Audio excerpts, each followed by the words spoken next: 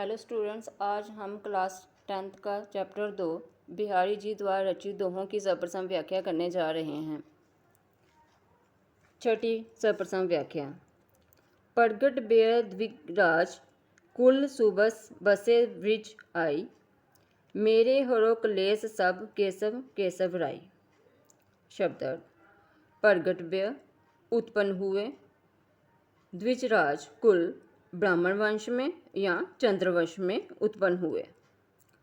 सुबस का अर्थ है अपनी इच्छा से, हरो का अर्थ है दूर करो, क्लेश का अर्थ है कष्ट या दुख, केशव का अर्थ है श्री कृष्ण जी, केशव राय का अर्थ है केशव राय यानी बिहारी जी के पिता। प्रसंग। प्रस्तुत दोहा प्रसिद्ध रीतिकालीन कवि बिहारी जी द्वारा रचित है। इस दोहे में उन्होंने भगवान श्री कृष्ण का रूपक अपने पिता केशव राय से करके अपने कष्टों का निवारण करने की प्रार्थना की है। कहते हैं कि बिहारी जी ने अपने कष्टों को दूर करने के लिए उन्होंने अपने पिता के समान श्री कृष्ण जी को मानकर अपने कष्टों को दूर करने का चित्रण यहाँ किया गया है। जिस तरह से एक पिता अपने बच्चे का कष्ट दूर करता है, इसी तरह से उन्होंने प्रार्थना की है श्री कृष्ण जी से कि मेरे कष्ट जो हैं आप ही दूर कर सकते हैं। व्याख्या। कवि कहता है कि हे श्री कृष्ण, आपने चंद्रवंश में अपने ही इच्छा से जन्म लिया है।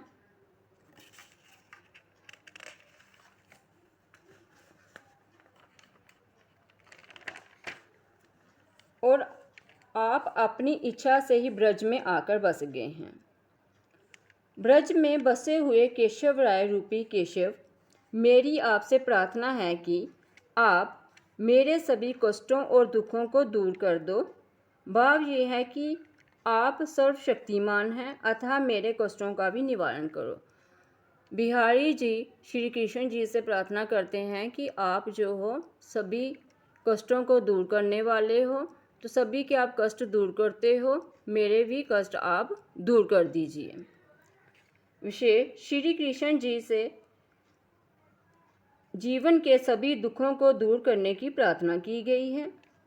ब्रज भाषा और दोहा छंद का यहाँ पे प्रयोग किया गया है। सातवीं सर्वप्रथम व्याख्या।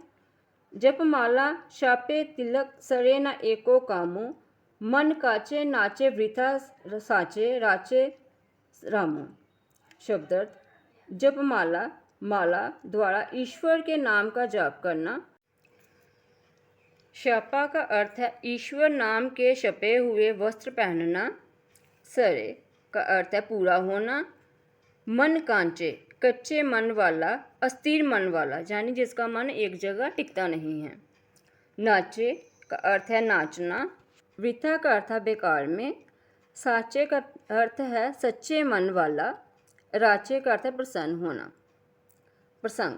प्रस्तुत दोहा कैवर बिहारी जी द्वारा रचित है। ये उनके सत्सई ग्रंथ से लिया गया है।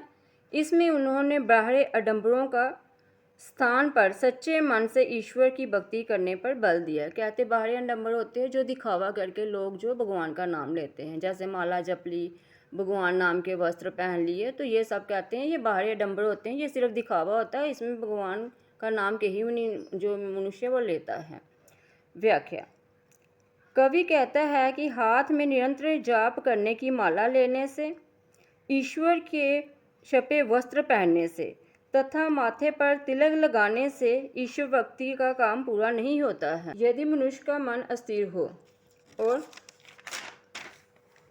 उसके मन में ईश्वर के प्रति पूर्ण विश्वास ना हो, अगर भगवान के नाम का विश्वास ही नहीं है मनुष्य के मन में, तो वो किस चीज़ का नाम ले रहा है, तो उसका भक्ति में नाचना भी व्यर्थ है। उसके विपरीत जो व्यक्ति सच्चे मन से ईश्वर पर विश्वास करके भक्ति करते हैं, भगवान उन्हीं पर प्रसन्न होते हैं। कहते हैं कि चाहे एक ही बार भगवान का दिन में नाम ले लो, लेकिन सच्चे मन से, ठीक है। पूरा दिन आप भगवान का नाम की माला लेकर जपते रहोगे, उससे भगवान आपको नहीं मिलते हैं।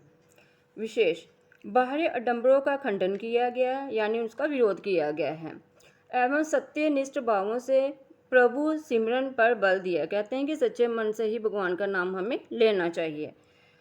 दूसरा ब्रज भाषा और दोहा छंद है यहाँ पे। और तीसरा है अनुप्रास अलंकार है यहाँ पे। यहीं पे हमारा जो है सर्वप्रथम व्याख्या खत्म होती है। यदि ये आपको वीडियो पसंद आई है तो इसे लाइक ज़रूर करिए और अगली वीडियो की नोटिफिकेशन पाने के लिए चैनल को सब्सक्राइब करें।